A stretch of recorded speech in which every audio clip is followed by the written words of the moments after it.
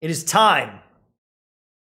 The RGH podcast. We're here, ready to rip with some of the best gaming topics you've seen since the booty pictures from our vacation, if I'm being honest, right? Those are looking pretty thick, honestly. There's a lot of juicy topics today. Destiny 2, we got some news. Faze Clan scammed everyone who watches them. There's some huge Twitch bans. And breaking news, one of the biggest streamers on the platform just got banned like 4 seconds ago. Adin Ross, we're going to talk about it. Nintendo OLED. Nintendo, baby. Nintendo OLED. Nintendo, yes. So We that just need to go back to me doing RGH solo again, like last week. Honestly, This we is already off got the more rails. views that way, anyways, right? Exactly. And then Apex Legends got hacked. And that might seem like a typo as well. No. They got hacked. No, it actually did get hacked. Yeah. It's actually kind of nuts. Nintendo. There we go. So let's just jump in off the cuff. Destiny 2. Solstice of Heroes is going on. Love that. So excited. Been playing a ton. There's a bunch of balance changes that just happened with shotguns.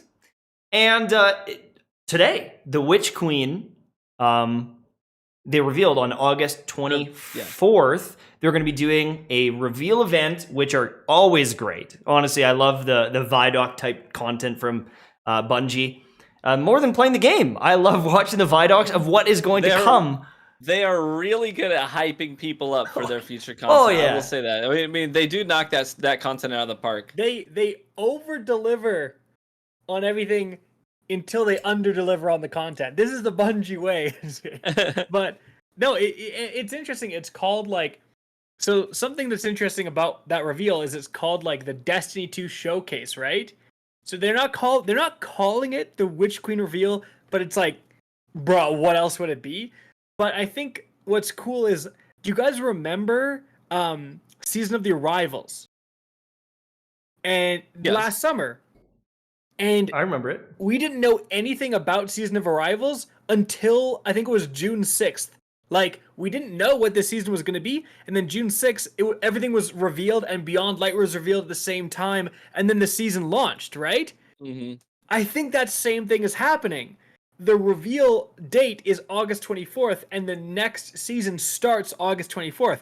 So I would be surprised if we don't know too much about Season 15 until it's here. Well, so, yeah. Is it on the 24th, the new season? Yep. Oh, I didn't realize that. August 24th So- and the reveal. So while again, the servers same are thing- down, they're going to kind of reveal it? Oh, Basically, okay. or yeah. like a little early, like they'll start at like 10 a.m. or 9 a.m. or Sure, something sure. like that. Reveal it, everyone gets hyped, and because like, here's the thing, kind of similar to Season of Arrivals, where the season you had all these darkness ships coming into the game. Like, if you would have revealed that early, you would have kind of given away the plot for Beyond Light, right?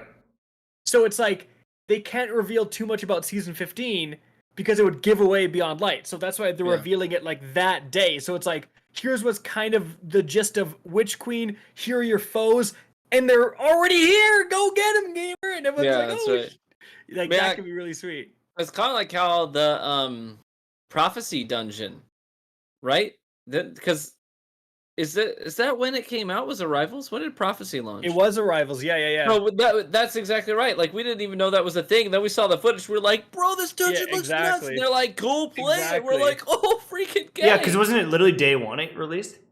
That was really cool. I like the way they did that. I don't remember if it was like literally day one, but it was like soon. It was sweet though. Yeah. Yeah. Yeah, I mean, I'm excited to see what they do. And I mean, I saw a lot of comments that were like, there better be PvP. There better be PvP. You better Yeah, talk I about know. it. I've been saying this for months, man. It ain't. Go ahead. You finish. Well, it's just like, yeah, they have to talk about it, but also, even if they do, I just don't care. It's got to be in the game because they were like, we've got a renewed focus on PvP. Trials is gonna be the best experience ever. Like, they've said this for 2 years. Like, it has been 2 years of them saying like, we're gonna get back to PvP being a pinnacle, a main cornerstone of this game. And it's like the meme with Travolta. Yeah, John Travolta. John Travolta. Travolta. He's just Here's like, what what? I've been Yeah, saying this no. for months. You gotta set You're- your expectations realistically. Here's 100% what I expect. I've been saying this for a while now. This is what I expect for Witch Queen as far as PvP goes.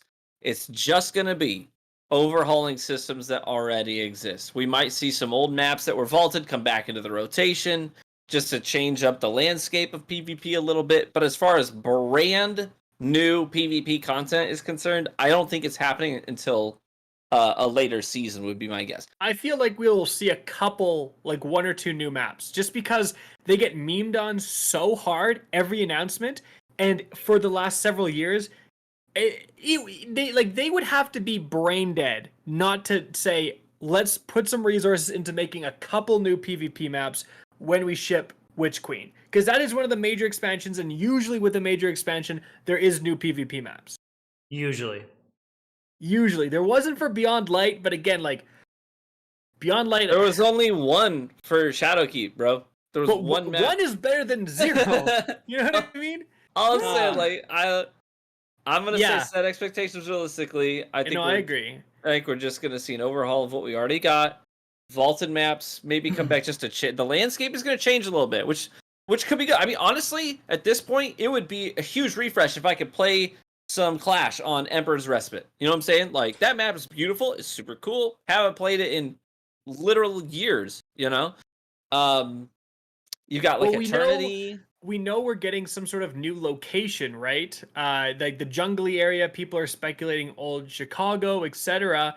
And so if we do get a new area, it's very possible that Bungie makes a PvP map with, like, they already have the textures in the game. We didn't for Europa, but again, like, I really feel like Beyond Light was like made in haste. They were trying to like upgrade it for new next gens in the background. They're doing the new engine stuff. Like, I feel like all the actual content got put almost on the back burner, and they did the best they could. I feel like for this expansion, they're actually gonna give her, because they know the feedback. Like, they know players aren't super, like, they know they can't like do another Beyond Light. Do you think though that Witch Queen is gonna be like just like a bunch of new content and like it's just new content, or do you think it's gonna be like Taken King, where they're like, these are our systems and we've overhauled them? The questing system completely changed. You know, like maybe they changed, because you were saying, Ryan, like maybe they changed some of the PvP systems, even if there's not a bunch of maps, but like some systems. I mean, well, what about the strike system? ammo. The strike system is boring. The ammo system is still sus. Yeah, Like, I mean, there's ammo, a lot of things. they said specifically they're gonna try to address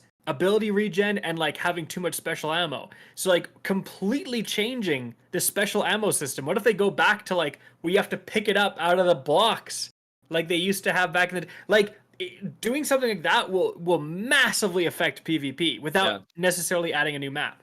Yeah, and you know the ammo changes are probably going to be dramatic, because they've even gone so far as to say, like, we tuned like even subsistence. They're like, oh, we made some changes to how subsistence works, but we also like drop mag. We're gonna stop letting that drop because we've got some changes to the ammo economy, and it's not gonna mix well. You know what I mean? So like even down to the way perks are designed is gonna affect it. So you've got to imagine it's gonna be a pretty big overhaul to that system. Yeah, 100%. But something also is, not only did they just announce the Witch Queen a couple days ago, big like mid-season update, basically, we got Solstice of Heroes, which is like a good bit of fun. I see a lot of veteran players like crapping on this, but like EAZ and going and killing as many mini bosses as you can is like relatively fun. It's a very clear set of goals to get some decent armor for newer players. It's like just like a decent little you know, the thing is, like, Bungie just keeps refreshing instead of designing new events, which is great for new players who haven't experienced them. But if this is your like third Solstice of Heroes, you're kind of getting pretty sick of it. So it's kind of a balance, but I don't think it's that bad. But also, there's a huge, something I wanted to talk about is like, there was a huge balance update. They're like, 120s are nerfed, shotguns are nerfed, quite a bit too. DMT was hit, and a few perks were like changed around as well. And I found it really interesting that these changes, I've seen relatively quite a bit of interest and positivity, right? Like, people are like, yeah, that stuff is OP. It's a good change. And also, I feel like I'm seeing a lot of people saying that they're enjoying the new meta. I've seen a lot of people saying that DMT is still like nuts. I mean, it's still, bro. It would do if they made it do half damage, it would still be good. Like Right. it's insane. Yeah. But yeah, the reception has been really good. You know, I mean, I just saw right before we went live, a couple of the guys from the Firing Range podcast were like, "Yo, PvP is so good right now." You know what I mean? Like, I think you can't undersell how much just a shakeup of the meta really changes the landscape, especially mid-season, because a lot of times what happens is players get really, really jaded because the meta sticks around for way too long. We've seen this time and time and time again with Bungie. Especially, yeah. I was just gonna say, especially with Bungie, yeah, like they take 6 months to make a nerf. Right. Yeah, absolutely. And the only time that I remember when they made that quick small change to stasis like a couple weeks after Beyond Light launched, and we were like, "Oh my gosh, is this the new Bungie where they're gonna jump on things?" And then we find out a couple months later they already had stasis changes done and ready to ship because they knew it was gonna ship hot. You know, Kevin Yanis said and live it on still stream, was hot. It was he was like, we knew it was going to be hot, you know, and we already had begun working on some patches that would bring it back in line. So that was something that was already, you know what I mean? So it's like, oh, this isn't the new normal. Yeah, it's just more of the same. The reason I bring that up is because Bungie specifically said, don't expect this very often. Like, they went out of their way to say this is a larger than normal mid-season sandbox update. Which I want to say, why, Bungie? Why? It's like, they're tripling the size of their studio. Can you not put a couple of those people on, like, balance changes? I just don't understand resource-wise how, like, you know, tweaking some damages, like, delete, you know, precision multiplier, 1.8, delete 6, ship it. I mean, obviously, I know it's more complicated than that, but at the end of the day, you're just changing the values existing in the game. Yeah. And, like, forgive my ignorance because I'm not a dev, but, like, I just don't believe that, like, hiring 3 extra people to work on that couldn't make a substantial difference. Like, I refuse to believe that because, you know, that amount of people, there's probably more people shipped Valheim than are like less people shipped Valheim than are on the Bungie like buffs and nerfs team. So it's like all you guys gotta do is do some buffs and nerfs. These people shipped an entire game. Like I just don't I don't know. Again, this is coming from a place of ignorance, but it's important to say like Bungie, maybe you should be looking at the reception and be like, wait, this is a larger than normal update. And the reception has also been larger than normal. There's more people interested in the game. I know, like, videos about the buffs and nerfs have done pretty well. People are very interested in how the new meta will play out. I've seen a lot of people say that, oh, I'm going to try PvP, so I won't. I finally, you know, shouldn't get mapped by Fellwinter. I can't wait to try XYZ. So I think maybe they should be looking at this and going, what if we did do this more often? What if this was, like, something that we do every mid-season? We have a decent sandbox update. Yeah, absolutely. Instead of letting things fester and everyone resents the game. Yeah, I just can't. I refuse to believe like there's just not enough dev power to make these things more reasonable. And if there isn't, there should be. Like you're losing more people. Like you're losing more money, Bungie, by letting, like you said, letting things fester than the money it would take to hire a few more devs on this buffs and nerfs team. Like, I really think that. All I know is when Ryan's excited again, that's when I'll come back and I'll try it. Because when he's excited, then I'll be like, okay, now I'm going to try it. But until I see, you know, unwavering, like, okay, it's good, then I'm out. I can't do it. Because, like... I still have fun. It's just like, I don't care if you nerf a 120. The grenade launchers still ruin the game for me. And now maybe they're even stronger because the shotguns got nerfed. And DMT's nerfed, and like the people are always going to gravitate towards the thing that's the most annoying. I swear on my mum, they just gravitate to it. They're like, "Oh, I can fly through the air as a Titan and hip fire. I can't do that. Well, I might as well hip fire a grenade launcher at your feet." And so like I don't know. I just there's so many things that I know will be annoying if I go back and play some PvP that it's like. Not yet. I'm biding my time. Maybe Witch Queen. Honestly, I hope Witch Queen. I missed the game. By the time Witch Queen comes out, it's going to be like a year and a half since I quit. Like, I do miss the game. I miss the community. I lot. think the PvE content's gonna. I fully expect the PvE content for the Witch Queen to be exceptional, and the trickle down content from PvE into PvP was probably gonna be pretty fun too. Yeah. But it's interesting especially if they change systems, like if they Mhm, redesign ammo, if they redesign a super, if they add a new subclass. We saw how freaking impactful that was. Like, holy crap. Yeah. So, Yeah. Well, we should probably move on. yeah. Yep. All right. Enough Destiny. Let's talk about the freaking biggest YouTube scam. Oh my god. Yeah, So like, wild. This is This, so this is wild. Break it on down, the Tash. this is on the level or above the crazy like CS:GO lottery scams like back This with is like worse. T Martin. I think it is worse probably because you know You're the preying one on the people that love you. well yeah, and like a lot of the issues with the T Martin stuff was like not disclosing ownership in the company, not disclosing that he was essentially gambling with like house money. What happened here was the Faze Clan promoted a coin, like the Save the Kids crypto, and you know percentages of the profits or percentages of were supposed to go to like charity, and it's like, oh yeah, we're doing this thing, and you know when it first broke that they promoted this coin, there was some hype around it, obviously because it's cryptocurrency. There's a lot of hype around it, and then when it huge, like I want to say, I'm gonna interrupt because Yeah. it is like there was huge influence behind it. Like Phase K, like multiple people from Phase Clan. That's why you know we've had the Jarvis, FaZe Clan Rice scam. Gum, like they had like 50 million Rice- followers yeah. between all of them. Summer Rae has like 20 million followers. Right. She was involved. It's like these are probably touching like 50 plus million total like subscribers and people they influence. Like this is a huge deal. Yeah, and Right. like the thing is if a brand wants to work with these people, like they could get 100 grand to promote any product. Like they could just give them crazy amounts of money and it'd probably be worth it. And they're promoting this coin. And when it first broke, that they promoted the coin, it's going to charity. There was hype, but also it tanked like the next day, like the very next day it tanked. When and it went live, it tanked. yeah, like basically. the second it went live, it went from like 1 cent to like 0.01 cent. So like not even a fraction of a penny, right? And the thing is when it first broke and it first tanked like that, a lot of it was like, oh, you know, like we promoted this thing, you know, we're innocent, like we didn't know it was gonna do this, yada yada yada. They were kind of playing on the defensive. And so for the first day or so, first couple days, people were like, oh, they're almost the victims in this. They got baited into this pump and dump.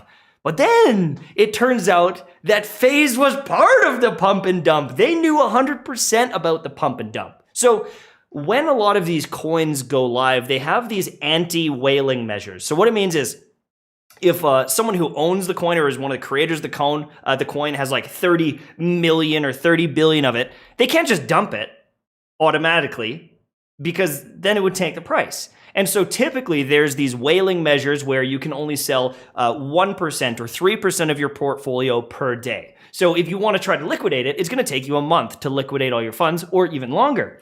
But the thing is right before the launch, they actually removed the anti-whaling measures. And so they changed it from a day yeah, to sell like, you know, 20% of your holdings or whatever to a minute.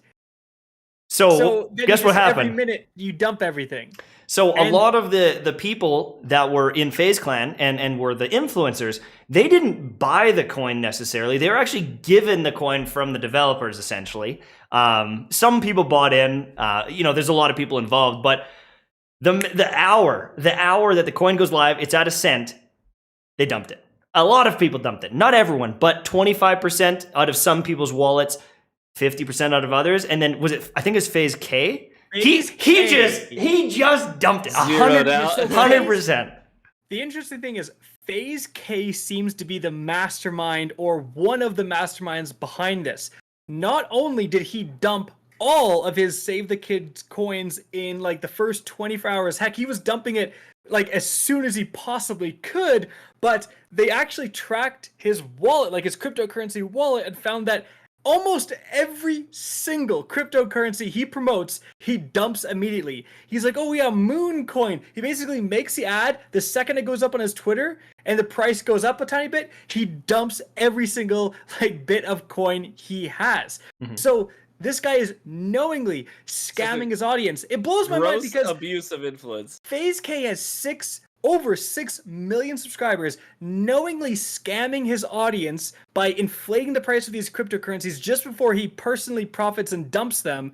And yet people are more concerned that I make an intro over 30 seconds long. Like, this is the thing. Like, it's like, brother, Reddit, like, get over the intro thing and get on the actual freaking scammers ripping off everyone. Like, I can't believe what people's like priorities are in YouTube. But it's like, how does this guy have 6 million subscribers? Like, how would anyone who knowingly scams his audience over and over and over again causes his audience to lose money, he's like still doing fine on YouTube? Like, how impressionable, how obsessed is his audience with this guy? It blows my mind. But also, like, what kind of idiot? Like, I'm sorry, but he's an idiot. He is so big that he could get hundreds of thousands of dollars from some of these sponsorships. But they did the math on like how much he got from a lot of these pumps and dumps, and some of them are like 20K, maybe 30K, maybe 60K on some of the bigger ones. But it's like, you're essentially committing a crime or on the brink of it. 30K. Yeah. The risk and reward just doesn't seem to match up for someone of his size. Right? Are you going to kill your brand and like make your audience a mutiny over like that much money? Are you like an idiot? I just don't understand. It blows. That's crazy. I was expecting it to be like millions. Exactly. It's like 30K. It should be worth tanking your whole And then maybe that greed just takes over. But it's like 30K. It's like, what are you doing? You probably make that in a that month. in ad revenue. What are you doing? Yeah, it's like, but it's like that shows you what kind of people they are. It's like the greed is so intense. Yeah. They're willing to risk it all over. Now, 30. You might be hearing this and going, 30K is a lot of money. It certainly is. But again, not if you have 6 million. Dude, Raid Shadow Legends would pay them like 20, 30K to do a 60-second ad. One ad read. One ad. And they wouldn't be committing a crime. That's exactly right. SCC wouldn't be on their backs for Raid Shadow Legends. Like, what are you doing out here? And, you know, the thing is, though, is I'm not surprised it's FaZe. I've said it before, like, if any of the esports auras came towards me, that is the one I would turn down, because I think there's a lot of people in FaZe that are, like, pretty sus, and, like, you know, Keemstar is involved, and, like, FaZe Banks has done a lot of questionable things, like, tons of questionable things, you know? And so it's like, of course FaZe scammed everyone. Like, of course that's the people that did it. They seem very interested in money. They don't seem like they have a whole bunch of morals. And just like the people that are surrounded there, I don't think that they're like shining gem. It's just they're like the edgy gamers. They're really cool. A lot of kids like them, and they abuse it. But it's like, you know, their content. The weirdest thing is like their content just revolves around them being rich. Like, so often it's just like Rice Gum. Rice Gum. Yeah, Rice. I bought these. Of course, like, he scammed them. $4,000 shoes. I bought like whatever, and it's like flex culture or whatever it's called. Yeah, the whole like flex culture, which is like it's just so weird because it's like, bro, first of all, those $4,000 shoes look like clown shoes. They look ridiculous. Right? Like, when are you gonna wear these? Like, it's so absurd. Yeah. But and, yeah, it's like so someone's gotta say, like, of all the people you could look up to, you're looking up to these like guys who are literally scamming you. Like, and hopefully it is a wake up call, because once it's your actual money that you invest and then you like lose, you know, $1,000, $500, and you're like, wow, like this guy, and then this guy profited off your loss. It's not just like you lost your money or you tried a mobile game that turned out to be bad, right? Someone promoted a mobile game, you didn't like it, whatever. Like, it's like you lost money, and because you lost money, this guy gained money. The guy made money. Yeah, the guy that's way richer than you and posting all of his rich stuff, him. Right. Yeah, exactly. But also, like, it also like, kind of opens your eyes too. Like, when GME was first popping off, everyone's like, GME, like, because they already bought in. Like, obviously they want other people to buy it, but like Dogecoin, you cannot tell me that Dogecoin brings any value to the world, is worth what it's worth. In my opinion, I think Dogecoin is an absolute abomination, but a lot of people are bought in, and there's this crazy hype around it. It's not going up in price because it's becoming more valuable or it's doing anything. It's going up in price because a bunch of people are buying in, and all the people that bought in before you are just waiting to sell. They're just waiting. It's a Ponzi scheme. It is 100% a Ponzi scheme. And so it's like, even now I see that and it's like, like I don't want to bait people into buying Dogecoin because I own some, because it's like, yeah, I'm going to benefit. I'm going to sell it. I'm going to pull that rug out whenever I can and get out. Yeah. And even GME now, there's so many people bag holding on GMEs. The second it goes up again, they're going to be like, hey, everyone else, buy GME. Right to the moon. And then they're going to get out because they're like, finally, I could break even on this thing. Yeah. I mean, at least though with GME, the people that suffered was like Melvin Capital and the hedge funds, which it's like, oh, boo-hoo. It's like did someone lose all their hedge fund money? Oh, so fair enough. It's a very interesting story, but it's like, I feel like it is such a scam and it's such an obvious scam. Like the changing the whale, the and this is in the code, right? This is like, when you are gonna launch a currency, you can have like a test currency. And there's a great video by this CoffeeZilla guy who kind of explains it.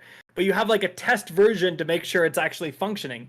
And the difference between like the test version and then a couple days later the real version was the change to the whale part where you could sell off everything. Mm-hmm. And the developer was like, they told me to do this. So it's like, there's your smoking gun right there. They planned to sell it all. They planned it as a pump and dump from the get-go. So like that is a pretty big thing. And you could have the SEC looking into this and these people getting, I hope, jail time. For the love of God, like, you give jail time to someone who, like, you know, steals an apple aside of the. It's like, give the jail time to Faze K, dude. This guy's scamming people out of like their livelihood. Yeah. Mm-hmm. Speaking Lizard of, Squad hasn't been back since a couple of them went to jail. It's like, you know. Who? Yeah. Remember Lizard Squad when they were hacking like everyone. They were DDoSing like major companies, whole studios, and then they moved on to like big corporations and were taking their whole networks down. And then what they decided is like, okay, let's get the FBI involved. Let's send a couple of them to jail. And sure enough, a couple of them went to prison. And guess who's never been back? Yeah, Lizard Squad. Yeah. Sometimes that's the way it's got to go. It's like the Bungie sending the cease and desist to the cheaters. It's like, we'll take you, but you got to do it. You got to shut them down, right? Yeah. Well, speaking of that, like, that's a great transition. This is a great transition because that same logic of like, you actually have to go. Someone's got to suffer some consequences just to scare other people, other potential scammers off. That same thing, I think, finally happened with Twitch. One of the absolute monoliths of the ASMR meta, the Fartmeister herself. Also the bikini hot tub meta. This person was in all the metas, right? Indie Fox, and Indie Fox got banned, and I think like permaban. I'm not sure, but like. Currently, you can't go to her website. Partnership's gone. Partnership revoked. Yeah, so they dug into the code and found that she's unpartnered, right? It's not just like a random ban. And that's the funny thing, because the previous time she got banned for the first ASMR thing, she literally made a tweet and mentioned Amaranth, and said like, oh, me and Amaranth, we got a free weekend. Like, that's how Indie Fox viewed her ban, as like a free weekend, because she knew it was a slap on the wrist, and it was like her like 5th ban or something like crazy. And this would be her 6th. So yeah, like it shows you like they literally viewed bans as a joke because they know Twitch is just gonna slap them on the wrist and they don't actually care. So finally Twitch had to say no. Let's do it. We're gonna lose a tiny bit of revenue. Amazon's gonna still exist. We gotta ban Indie Fox. Does she care? That's the question. How much did she already bank? Her OnlyFans probably popped off because now they're like, we can't watch, right? That's right. No, but seriously. You're right, dude. And then she goes on Twitter. She's like, listen, I'm banned. Here's where you can find me now. You know what I mean? OnlyFans, yep. She'll make a YouTube stream there, get 1 million followers before I do. I'm like, ah! So who's the real winner in this situation? Is Twitch the winner because they're like, gotcha, or is she the winner because she's like, no, I got you first, and I got you real good? So the thing is, like, the issue is not, the issue is that she was a habitual line like stepper / pusher. Like, if there was a line, she would find out just where to either go right up to the line or cross it. Like, and they had, again, this is like, she'd been banned like 5 times before. So it was literally her MO to get as close to TOS as possible, right? And so Twitch had to say, like, look, we got to actually take action, because even though she's going to be fine, again, she's going to make whatever money on OnlyFans, she's set for life, right?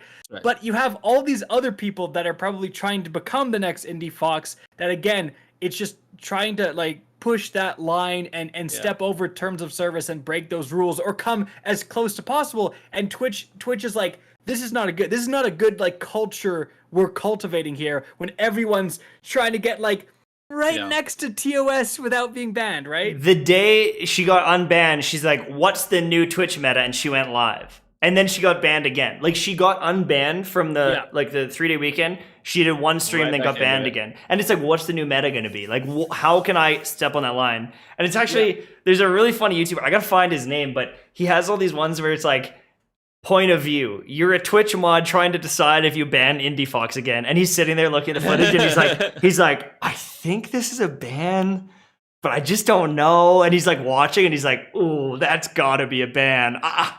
I don't know. And he's like critiquing all the different things. Yeah. And then he's like, hold on, we got to look at this other footage. And it's like, well, she's not banned. And it's pretty funny. I'll see if I can find the link and I'll post it. But it's just like, it's such a crazy thing because so many people have been banned for so much less. And so many people have got banned a couple of times and they're like perma-banned. They're getting like 5 and 6 bans, and now finally they've done something about it. That's the thing. Even if this maybe, I don't even know why she got banned this most recent time. I heard something about some very like lewd shorts or something like that. But like, it's like, I'll have to do some deep research after the some deep research. But it is the issue here, and what makes it kind of undefensible, because there's going to be people who are like, you just, it's like you're just hating them because they let them do what they want. But it's like, the issue is that she's been banned so many times before. It's like clearly, like, it's not like, oh, this was an accident. It's like, I'm going to, like you said, I'm going to find the new meta. I'm going to try to step on that line, get right up to almost being banned and potentially being banned. And she didn't view being banned as a bad thing because, like, it would just get more attention. Yeah, every single time. Because then every time she gets banned, people go on that, like, stream ban Twitch, and they're like, good Reddit, she finally got banned. And then everyone's like, well, why? What did she do? What did she do? And then they see send me the footage. And then they see the booty, and they're like, okay, when's she unbanned, bro? Like, of course, all these degenerates are just like, wait, what is she doing? And they're subbing, they're like waiting. Yeah. They've got an alarm set, and it's like, Jesus. Her ban is up in 30 days. I'm gonna be sick, boss, in 30 days. yeah, exactly. I'm gonna be really sick 30 days. It's that's like the one girl who like spread her cheeks open and got banned that we talked about that one time and got banned for like a couple of days. But it's like, then she became the 0.01 top earner on OnlyFans that weekend. That's like insane. She went from like wherever she was to like the top 10 on the entire website. We're talking like $100,000 in a month. Because exactly that thing happens though. You're like wait, because everyone's talking about this ban, and you like look at the comments, and people are like, bro, and you're like, what happened? And someone has that streamable link, and you're like, what can it possibly be? That's what I did. I saw it, I was like, what? I was like, are you serious, dude? I was like, dude, that was all the deep research I needed because it was, but it was real deep. You can't get deeper. Like, it was really. Did Cheyenne come in? And she's like, "What are you doing here? Research! It's research!" But like, honestly, that was like probably the worst like infraction I've ever seen. Because I was like, because it was on Twitch, like you could see, it was like her Twitch stream. But again, it all harkens back to, this is probably a good idea for a ban, but it's just like how they divvy out these bans. It seems to depend on the day. It depends on the person. And, people have been, like you said, people have been banned for much less, and people have not gotten banned for much more. So I don't know what they're going to do over there. And it's just going to keep becoming an issue because there's money to be made in skirting the terms of service. Oh yeah. Money. Especially when it really seems like a lot of these like especially like someone like Indie Fox, she basically is using Twitch to promote her OnlyFans. That's right. And like, And so again, these bans are good. like, I mean, and you know what? Do your hustle. At the end of the day, like Twitch is 100% responsible to make clear terms of service and to hold people accountable to those terms every time. Here's the line: if you cross it, you're banned, or there's repercussions of some kind. And right now they don't have that. The when you get into banning territory, it's just a whole lot of gray. You know, and if it happens, it happens. If it doesn't, it doesn't. And there's not a lot of consistency there. And like Amaranth has, she has 20,000 subs, and so like Indie Fox, I don't know how many she has. I don't know if it'll show on this website because she did get banned, so like maybe it'll be gone. Yeah, it doesn't show because she got banned. But another person that just got banned though was Adin Ross. Adin Ross just got banned today, and it is potentially a permanent ban. He has 46,000 subs. This guy is making $130,000, $150,000 a month off of just Twitch subs. He just got banned and potentially a permanent ban because he was doing an IRL stream and he had his phone out and he was reading chat apparently at a red light, and he got reported for dangerous driving and insta ban. And he said, like, I think it's permanent. That is insanity. Talk about ruining your career. Talk about ruining your life. But yeah. I mean, that Adin Ross guy is a freaking tool, though, because you know what? Screw that guy, because he was actually one of the people. There's a clip of him talking about that Save the Kids coin, and he said, "I hope no one bought into that because that thing was a scam." He's like, "I don't care. I got paid a bag though." So he's like, doesn't even care. Right. So it's like, sucks to suck, dummy. Shouldn't have been texting and driving. Yeah, like, don't be a scumbag. If people take that stuff seriously, I remember one time I posted like a 20-second video on Twitter. And I had recorded myself talking, and that was the video. I was driving. I never looked at the phone. I didn't turn and look at the phone at all. I just had it recording and sitting down, in my lap, looking up at me. And I'm driving, eyes on the road. And when I posted it, I had a couple of people who were like, "Eyes on the road, like this is super dangerous. You absolutely should not be doing this." I was like, "Bro, I never look. I mean, watch the video. Do my eyes ever leave the road?" But you gotta people take that real seriously. Yeah, but it is. I would say it is a little bit like there's been countless studies that even if you're like talking and driving, it's just like your mind goes elsewhere. Even if you weren't looking at the phone, you've got to like stop the recording at some point. So you got to look down at some point. And that's the thing for me. It was I stopped the recording in my driveway. Like the video ends, I pull into my driveway, and that's when I stop. I look down and I stop the recording. But because I was literally just pulling my vehicle just around, because the way our neighborhood is, like I can go around a couple of neighborhood streets to bring my vehicle around the front of the house. Anyways, long story short. Yeah. But people so what you're saying is you're a criminal and you should be banned as well. I mean, I haven't done it since, even though I thought I did nothing wrong, I haven't done it since. Depending on where you live, it like is a crime. Like I know here in Canada, like it is a crime. If you are texting and driving, you can get pulled over. I think it's like a $500 fine or something too. Something like that, yeah. So it's like that's the thing. It's like depending on where he lives, if that's a crime too, it's pretty. It's like open and shut case, boys. Like he's in the car, he's using his phone. It's like, and they don't care what you're doing on your phone. It's called like a texting and driving. Distracted driving. Distracted driving, but it's like if you're on the phone, if you're texting, it doesn't matter. It's like the operation of your phone while you're driving is illegal, which it would include streaming. So, again, open and shut case. Yeah, and it's like he might never get it back. I think he still has a YouTube channel and everything, but like that's just like a crazy thing because you have to remember that's a month. That's 46,000 subs a month. So this guy's making $1 million on Twitch, gone. And I mean, that's. The thing is like if he's one of those people that goes and buys a mansion and all of a sudden you're not making $1 million like you were. No. I know. But I'm just saying though, like this could lead to long-term repercussions. Like he might have to sell. He might have to file for bankruptcy down the road. It could really mess him up. So, chat, don't mess up. Don't be texting driving because number one, you could lose $1 million, or worse, you could kill someone. Or yourself. Yeah, so don't text and drive. Just don't be distracted. While we're giving advice, don't promote scam coins knowing it's a scam. Also a no-no. it's crazy. Like, I hate to go back to a topic that we've already been on, but it's like Faze is a big really, it's a company at this point. And it's Yeah. like, do you not have a little bit better control of your, I mean, employees, honestly? Yeah. It's like that they're like, multiple of them are like scamming everybody. Like, you think someone at Faze would be like, that's a bad idea, and it's gonna look bad on us. Right. But no. I can tell you, I was a youth pastor for one portion of my life, and being in charge of a bunch of kids is really freaking hard. And monitoring especially everything that they're doing. rich, loaded kids. That's right. They can do what they want. I do not envy whoever's responsible for those Faze kids. I do not. Like, Yeah. I would never True. sleep. But at the same time, Rice Gum is 30.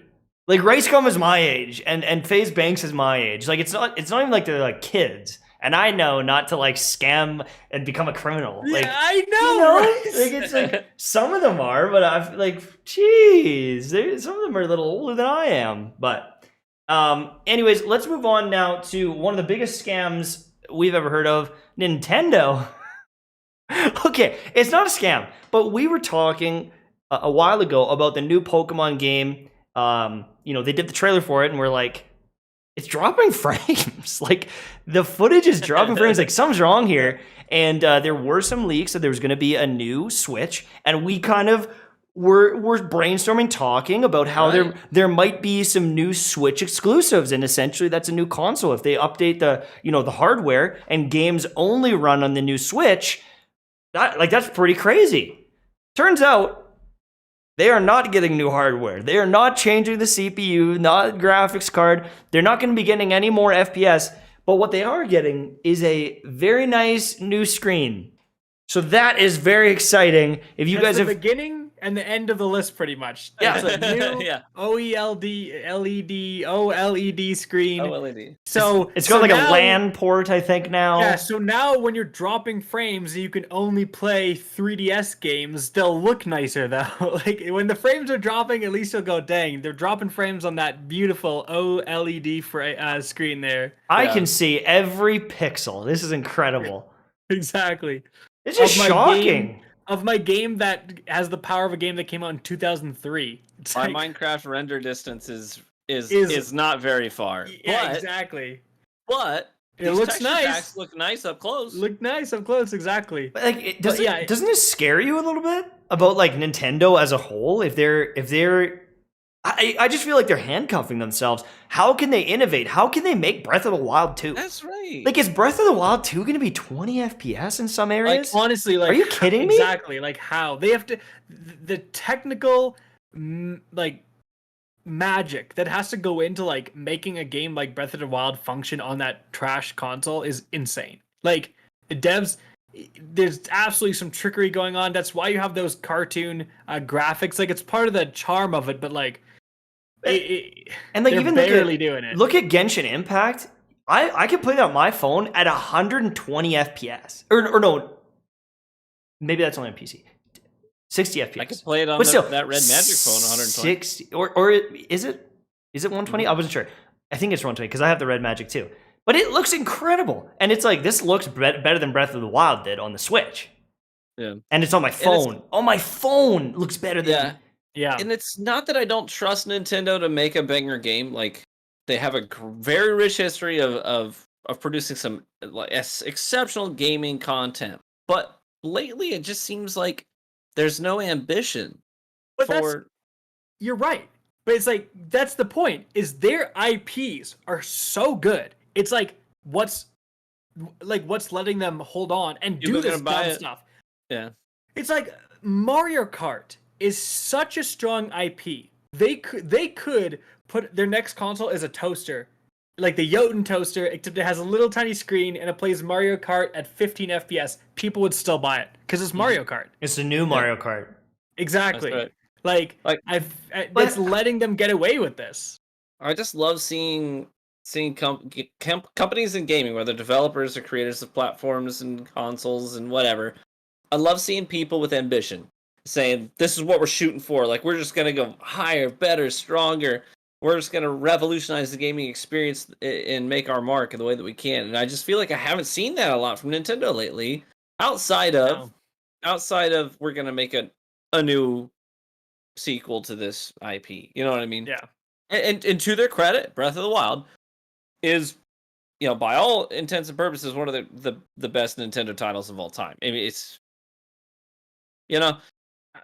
but how long are they gonna ride that? I don't know. I know, right? Like, And the thing is like, at some point too, though, like, CD Projekt Red is like, they can do no wrong, and then they drop and then they do Cyberpunk, something wrong. and everyone's like, yikes. And it seems like Nintendo's done a lot of it, but like, even the new Mario Golf, I was actually really excited because, like, you know what? I liked the first one back on the N64. And the next one's pretty good. And this one came out. It is so boring looking. It looks like they took like Tiger Woods PGA and then they like superimposed Mario. And like, Yeah. the old ones, it was very colorful. Like the bars and the gauges were very colorful. And like, you're going to do your big Donkey Kong smash. And you can still do that. But some of the courses, they look just like a human-like course. Put it in some of these cool worlds of Mario, and obviously there are some, but it looks so boring. And I was like, Jesus Christ, what did they do to this game? Like, and like, you'd get a bogey, and Mario would be like, he'd be angry. You get a double bogey as Wario, and he'd pick up a boulder and go and throw it, and it would like land on him. Really goofy stuff. And in this one, they're like, I better work on my putting. They have like a little monologue, like, my putting just not quite there anymore. It's weird. Like, it's just not the same game. I don't know. And it's like, how many times does Nintendo have to mess up before people stop, having faith in them? Fanboying. Like, truly.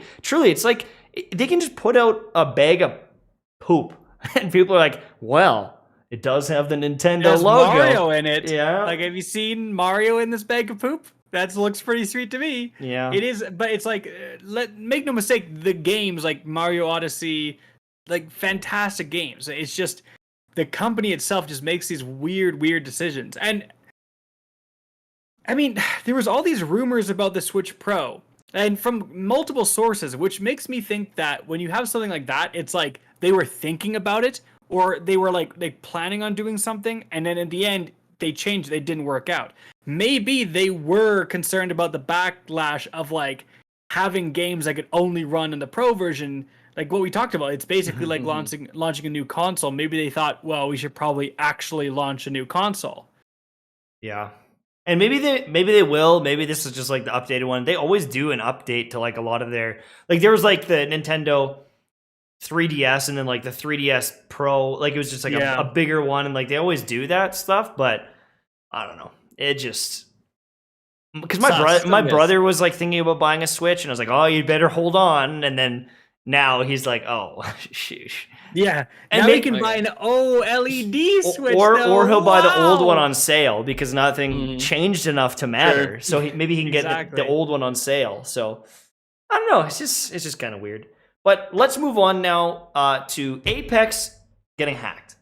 So this one's kind of nuts. I think it's bizarre. Nuts. It's bizarre. Essentially, what you have was you got the Titanfall fans. Of course, Titanfall fans feel a little bit neglected as is because, Apex Legends shipped. It was a banger. It has drummed up so much excitement that the entire studio at Respawn has been like, okay, well, this is now our thing. I mean, clearly, look at the revenue. This is what we do now. So the whole studio is on Apex Legends. And so Titanfall fans are like, Titanfall 3 maybe? And they come out and they say, sorry, it's literally not even it's not a twinkle in mama's eye yet. Like it ain't a thing. Yeah. So don't expect that at all anytime soon. And so they already feel a little bit neglected. And then the people who are still playing Titanfall are now having to deal with hackers and cheaters, and it's just not a healthy landscape. So not only do they have no hope for the future, they also have no hope for the present, because the present is just a completely tainted experience. And so they have a lot of frustration. To their credit, that sucks. That's a sucky situation if you were a huge fan of Titanfall. Absolutely. So what happened this past weekend on Sunday? The Apex Legends servers got hacked majorly by Titanfall fans, as far as we can tell. And they made it so you couldn't match anyone, you couldn't find any games. Like, they completely bogged it down for a long time. But it's also like, hey, we're mad about this stuff. Let's ruin a bunch of other people's days. Because you're not ruining Apex Legends Day. You're ruining the people that are playing Apex Legends Day. And like, obviously, you're gonna get EA to notice you, but it's like the people who are mad about cheating in Destiny. There's all these people doing like cheating speedrun, like how fast can I get my account banned? It's like, but now you're just cheating and ruining other people's days. This is the thing you hate, and now you're doing it to other people. Yeah, you're part of the problem. You're just the dick. But it's tough. It's really tough. It is a weird scenario. Like, on the one hand, we're all talking about it. You know, the whole Save Titanfall debacle got more attention than ever before because they did this. And the point that they're making is, I mean, not that they should have done this, but it's like their point is, listen, you are selling Titanfall 1 and Titanfall 2 for real money, and when you sell it, you say it comes with a multiplayer experience. You say it's playable. We're arguing it's not playable. That the multiplayer is so bad, it's so infested by cheaters, you cannot have a multiplayer experience. In which case, like, you're still profiting off this product that's defunct, right? That's their argument. It's like, you could probably go into the legal ramifications of why that's not like technically true, but it's like they've got a little bit of a point, right? It's like, if it's so bad that you can't play the game, maybe, you know, you should remove the multiplayer aspect as, or it should be free. What, like, if Titanfall 2 was free, I mean, I guess actually that's not a good idea because making it free would make it even worse for cheaters. So it's like lose. But again, they were very frustrated with this, and it sucks that it sucks because the people impacted were Apex Legends fans, right? Yeah. And Apex Legends devs, which are like, who have no control over I'm sure that problem specifically. I'm sure the people working at Apex Legends would freaking love, like, they're obviously a lot of the same people who made Titanfall 1 and 2. They're not happy about cheaters infesting their games that they made. They're probably just as pissed. Like, what are they going to do though? Like, the responsibility to fix the cheaters comes from higher up. It comes with EA itself getting a good anti-cheat into the games, and they're just not going to spend the resources to put it into an old game, which again sucks to say. And then it's like, well, if you're not going to EA, then why are you selling it? And I think that's a legitimate argument. It's like, well, you have a responsibility to your customers to make it a playable experience. At the same time, the hacking, it's like you're aiming at EA and you like missed and you hit the Apex fans. Damage. Yeah, they're like sitting there like, what do we do, right? Yeah, at the end of the day, that's the exact reason why I think this is not the play. This is not the play. Do I sympathize with the situation? Yes. Do I agree with their cause? Yes. But I felt terrible because I remember just following this loosely on Twitter on Sunday, and there was a Apex Legend dev who live tweeted. He said, I'm going to paraphrase. He said, I was holding my newborn nephew for the very first. My first time uncle was holding my newborn nephew for the very first time when I got the call that I need to go into work here on a Sunday. So he's basically like, this is my middle finger to you. So whoever did this, thanks. I'm the person that you're punishing, and I have no control over your problem, but I'm the one that has to fix this now. So thank you very much. And I was like, man, that really does freaking suck. Yeah. Totally. Like, these are totally real people on a Sunday afternoon trying to enjoy some family time, 4th of July weekend, and this is the crap they got to deal with. That really freaking sucks, man. Not only that, but some of these people, I remember being before I was a vocational gamer, just being your regular person. I worked 40 plus hours a week, and on the weekends, it's like, hey, this is my time. I get to sit down, unwind, and play some video games. These are the people that get punished. Mm-hmm. And at the end of the day, that's the thing where I say, like, no, this is not the play. This is scumbag move. Cut and dry case. And, you know, the thing is like... You're right, but I just want to say, attention-wise, it worked. Everyone's paying attention to the cheating problem. Everyone knows about the cheating problem in Titanfall 2. Like, I hate that it worked. But it worked. Like, and they went through... Look, there's constant Reddit posts, I bet, on Titanfall 2 subreddit, where there's devs present. There's constant everything. Constant tweets, YouTube videos. And, like, no one from EA ever replies. They never got anything to bloody say. So people get, like, frustrated and desperate, and they do this. Again, this is not the play, but it's like, they went through all the normal channels. I think some of the blame lies on EA. It's like, EA, if you don't want to get hacked, respond to the freaking Reddit post. Like, this, it's kind of like, you guys have to interact. You have to have some responsibility for your own platforms that you're selling, your products that you're selling. You need to respond to these communities and say, listen, like, if someone from EA said, listen, we cannot justify going in and implementing an anti-cheat for an old game. The player population just isn't there. We're sorry. Like, you know, we can maybe implement like an auto report or an auto detect feature, something like that, but not a true anti-cheat. If they said that, that would like calm the, even just like an official acknowledgement of like, we're not going to do anything. If they would officially just say, it's an old game, we can't do anything about it, we're not going to do anything about it, people would move on.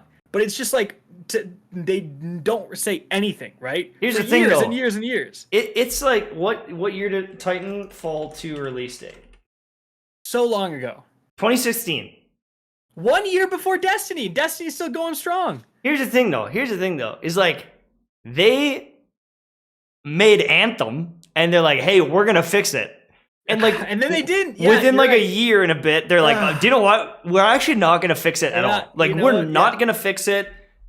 We're just giving up on the project. So it's like, do you think they're gonna go back and touch Titanfall? No, exactly. shot. No, they're not. No, it's they're not gonna happen. It's not gonna happen. I think it's like, it's again, I do not want to say that I'm not justifying anything. I'm simply saying, to avoid this in the future, I think EA does need to have some people that go out and reach out with make a post on the Titanfall Reddit. You are going to get downvoted to hell, but guess what? At least you'll bring some closure and some response to that community and say, hey, we can't deal with this. It's an old game. It's out of our scope. We're looking at implementing new anti-cheats for the future. We've learned what people are doing in this game, so we can prevent it on other games. Again, people are going to be mad, but then at least they'll know. They'll have closure, and they won't do something like this. It's like the Cube World subreddit. Cube World had like an alpha, and everyone loved the game. And for like 8 years, people were like, maybe he'll update it. Like maybe he'll come back. And he just like would never ever post. And then he'd tweet here and there, and they'd be like, wait, that's a new screenshot. What does that mean? Right? And then, unfortunately, he did release it and it was trash. But it's like they had that glimmer of hope for 7 months, like 7 years. And if he was just like, yeah, I'm not doing it anymore, they could move on with their lives. But even me, the only reason I know that is because every couple of months or even a year, I'd be like, is Cube World happening? I'd go to the Reddit and someone would be like, new screenshot on his OnlyFans. And it's like, oh, sheesh, maybe it's coming. It's just, it's a tough thing because like, as much as these developers like probably love the game they make and the product they make, but there's also people that fall in love with their games. Like the angriest people talking about Destiny, love the game the most. They love the game the most. It's just like, it's such a crazy world. It does suck. And it sucks so bad because it's like these, like you said, these poor devs, they're like randomly, it's like they're just in charge of the freaking Apex servers. Mm-hmm. It's like, you're throwing a grenade, you're trying to throw a grenade, and you just go, woo! And like, whoopsie daisy. And it's like, what are you doing? It just shows like, dude, how big of an issue cheating is right now. I feel like because there's so many free-to-play games, like the funny thing is, the Titanfall 2 people are crying about cheaters, but it's like, the Apex Legends community also has to deal with a ton of cheaters. And Warzone. Like cheating. Like, it's all over the place. And the Warzone community is like, damn, you guys are crying about cheaters? You have to hack your game? We have so many cheaters in Warzone. D2, it's like, we can't even play a Trials game without at least, even our content cheater. Creators are cheating. Exactly. Yeah. Like, it's like, everyone's cheating out here. Is there a game that doesn't have cheaters right now? Valorant? Next. Like League of Legends, maybe? But I guess that's the same company. Dude, honestly, one of the most exciting things I'm most excited for about Battlefield is that it costs $70. Just the fact that it costs $70 means that if you get banned, you're not making a new account because you have to buy the game again. Right. Like, you would be so surprised how many cheaters that limits. Like, if you talk to someone cheating in Warzone, they're like, bro, I have a new account in 2 minutes. I don't care. Right? And obviously, I'm going to get all my camos again because I have freaking auto aim and I never miss a headshot, right? Like, it's so ridiculous. The free to play movement has created so much more interest in video gaming, but it's also made the cheater epidemic crazy. Dude, if someone out there, all these people are developing cheats, if one guy comes up with a good anti-cheat, you're a millionaire. Like, I swear, a good anti-cheat, sell it to all these different developers or all these different companies. There's got to be a market for a really good anti-cheat. Yeah, I guess it's just like, how do you implement it and inject it into your game? That's the only thing. How do you enable infinite revives in Destiny, right? Like, if you could figure that out, you could figure out how to detect it, for God's sakes. That's fair. Tej brings up a good point in chat, too. He's like, should I be worried about Halo Infinite? Yes. Yes. Oh, 100%. You should be terrified. But that's actually a really interesting one, because Halo is so big for Microsoft that it's like, they could be like, no, we're not gonna, like every other developer, like lay down and be like, oh no, the cheaters, right? Like, we're gonna actually spend some resources and have a really solid anti-cheat. I wouldn't be surprised for Halo Infinite it has like one of the better anti-cheats. If it doesn't, it's like it's gonna be just as bad as all these other games. I just don't understand though, like how that they don't have some way of detecting, like, oh, this guy has a super the millisecond the game started. That can't happen. Like, it just seems like some of them are such outliers. I understand maybe an aimbot is a little bit tougher because, you know, maybe there's someone like Shroud that is so good at aiming. Pop off, yeah. Right? But it's just like insane some of the stuff that they get away with, because they're changing the RPM of weapons. They're literally making, like, breaking the game, and it's like, I don't know, man. Like, how do you not have something to detect that this guy shot 1,000 rounds of mountaintop in like a minute? Like, it's like, okay, something's up. Like, he's got a scuff. Yeah, exactly. That's what it is. Yeah, that is something that absolutely needs to be developed, because it's so bad for so many games. But it's like the sad thing is, it's also when you look at these companies, like if you look at, didn't we do a story on Activision making like $1 billion, $300 million in like the first quarter of the year, right, of like this year? It's like, I don't know about you, but $1 billion could get a pretty good anti-cheat. Like, you know what I mean? And then you're gonna make more money because more people are happy with your product, right? They could do it if they want, but the people in charge, like, do you think the Activision CEO has ever played a second of Warzone? Like, actual? No, he's firing all the developers that are working on it so he can get a bonus. Exactly. This guy has not played a single minute of Warzone ever, right? He's just in charge of. So you talk about like a cheater thing. He doesn't give a crap as long as the numbers are there. As long as there's people still playing and buying skins. Why would you spend money on like anti-cheat, right? And so I hope that a game like Battlefield comes along, and because there's less cheaters, it blows up, and like it takes a big chunk out of all these free-to-play games that have been too, you know, I don't want to say lazy, but lazy and greedy, and not the developers, the higher-ups. They don't want to implement anti-cheat. This is what happens.